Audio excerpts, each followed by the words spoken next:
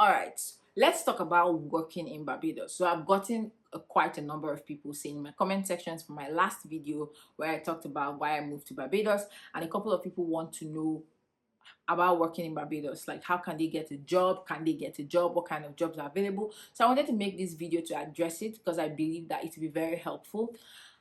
First of all, I want to say that the Caribbean is a smaller region, right? Compared to the West, like US, UK, Canada. The Caribbean as a whole, so including Barbados, St. Vincent, St. Lucia, all these other Caribbean countries, Dominica, Grenada, Guyana, all these countries are part of the Caribbean and they're not that large individually. So the first thing about you need to know about working here, there are a couple of options if you want to move to Barbados to work. The first option is to actually get a job, like a physical job here, and then you come and you get a work permit.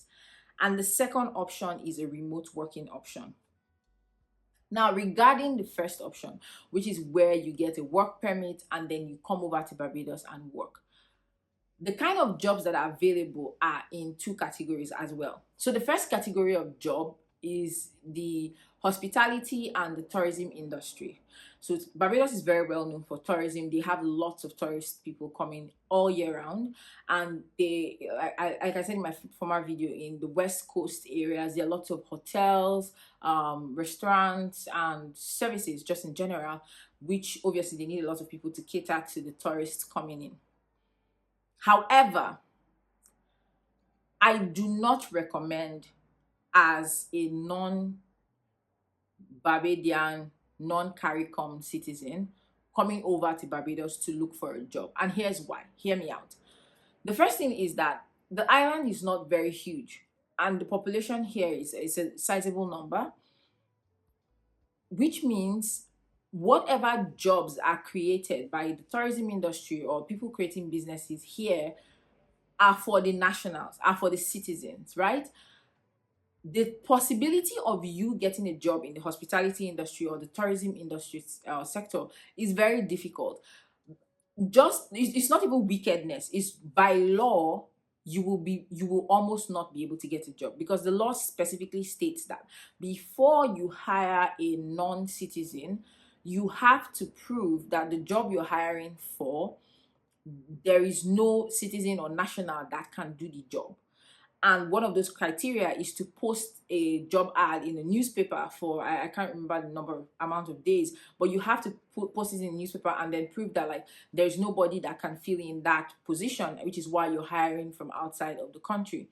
Secondly, they will put more preference on the CARICOM nationals, so their fellow Caribbean nationals, before they will put preference on anybody else. And I think this greatly applies to, like, if you're thinking of doing menial jobs, entry-level jobs, tourism, hospitality sector, all of those things, you are most likely not going to get a job, especially if you don't secure the job before coming.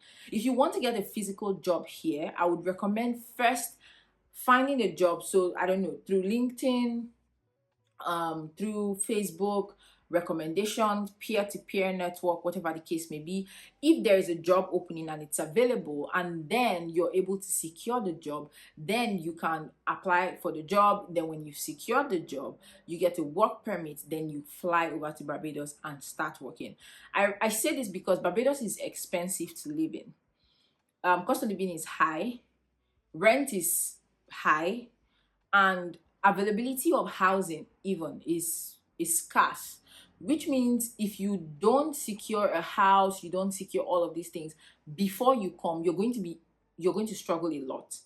And secondly, the reason why it's very important for you to secure a job before coming is that they have shortened the time, the visa free, especially for like Nigerians. I'm going to use Nigerians as an example, since I'm a Nigerian.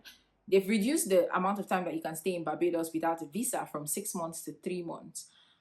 It's not a lot of time, which means even if you wanted to come here then try to secure a job first, it might be difficult if you are not like sure that there was a job opening available in the first place. So all of this convoluted way of saying don't come if you don't have a job offer in your hand already. Okay, at least to Barbados. Now, I've heard different things about places like Guyana, I don't know, maybe Dominica. I'm not sure. Don't quote me on this, but Barbados specifically, don't do it.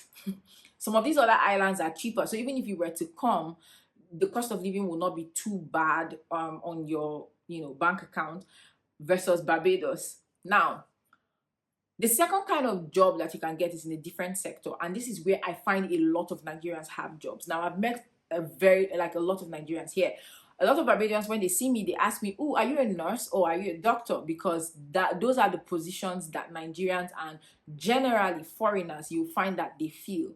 So if they are looking to hire, it's most likely the medical schools here are looking to hire a lecturer, a teacher, some professor, something like that to teach in the medical school. Or they are looking to hire people to work in either a private clinic or in, I don't know if they hire in the actual, like the government hospital, but basically in the medical field. Those are the fields that you usually get foreigners. You find that you see that foreigners are being hired for.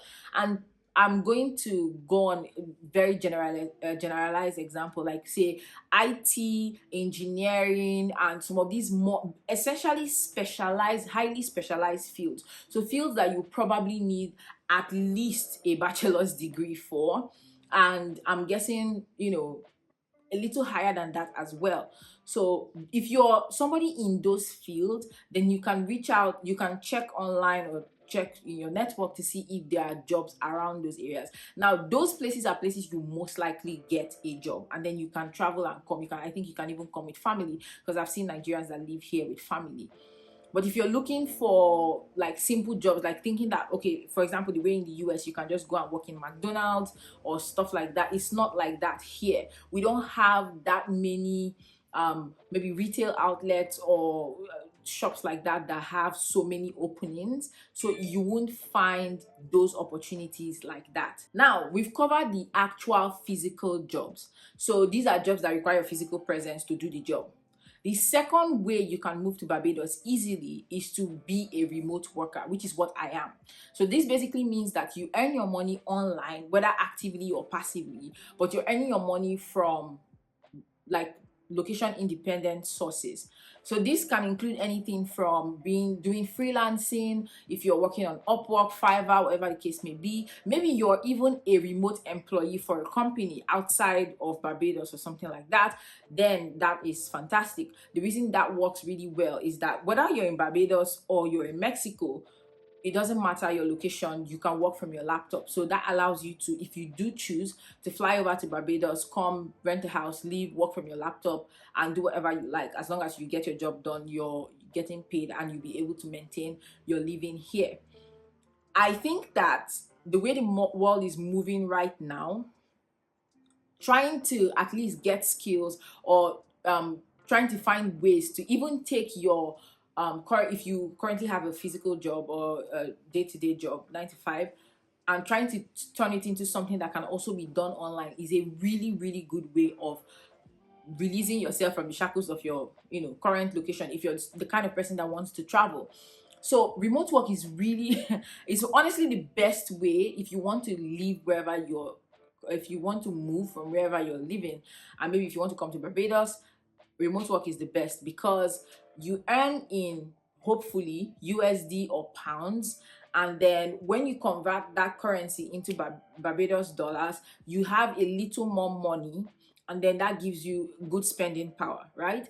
I think that personally, the way I've designed my life is that I always want to earn in a currency that I'm not I personally, the way I've designed my life, or the way I've chosen to live rather, is that I always want to be living in a place where the currency is very different from what I'm earning in.